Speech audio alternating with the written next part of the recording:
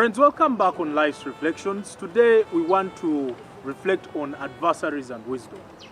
In the legal profession, we always have contests of intellectual prowess. Who thinks better, who analyzes what better, who distinguishes what facts better. This same scenario was faced by Jesus when he was asked by the lawyers. For example, in Luke chapter 10, when the lawyer asked him, how does he inherit the kingdom of God, to test his knowledge of the law of Moses. And in Matthew chapter 22, he was asked, still by the lawyer, what the greatest commandment was or is. In all this, the lawyers were trying to test Jesus' knowledge of the law of Moses. And we have the same incidents in our legal profession, in the court corridors, in the opinions that we give to the clients. We are always distinguishing facts, trying to show our intellect, trying to apply what our minds think, what we intellectually think. And many times, since we are in an adversarial system where you have one lawyer representing the client on the opposite side, we sometimes fall prey of looking at our adversaries as the enemy. But Jesus demonstrates some wisdom in how you deal with your adversary and how you can win over your adversary in humility. Jesus answers these lawyers by giving them a story, by giving them an answer to their question without necessarily ridiculing them for the test that they wanted to put him on.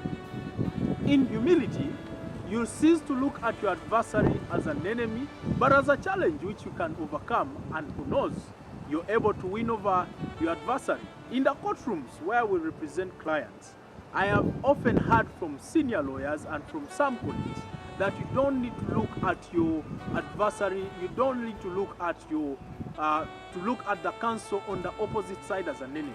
In high school, I played a very interesting game called volleyball, and in a team of 6, you verse another team of 6, and you're trying to make points by hitting this ball over the net and making sure it does not land on the ground from your last touch or land off the court. We participated in regional championships and we participated in national games and national championships.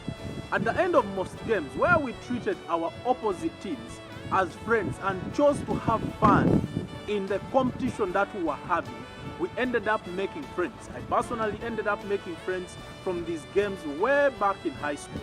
Later on, I meet these people at the university and they even become closer friends to me. Unfortunately, I did not continue with the volleyball playing career because law school happened.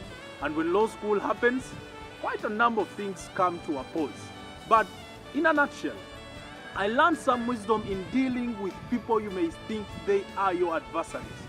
When we're competing in the volleyball championships and in these different leagues, it is very easy to exchange unpleasant statements. It's very easy to exchange unpleasant words, all in the name of morale boosting, all in the name of showing who is making better moves at the volleyball court, all in the name of showing who is better skilled at making the spike and scoring the point that will roar the crowd.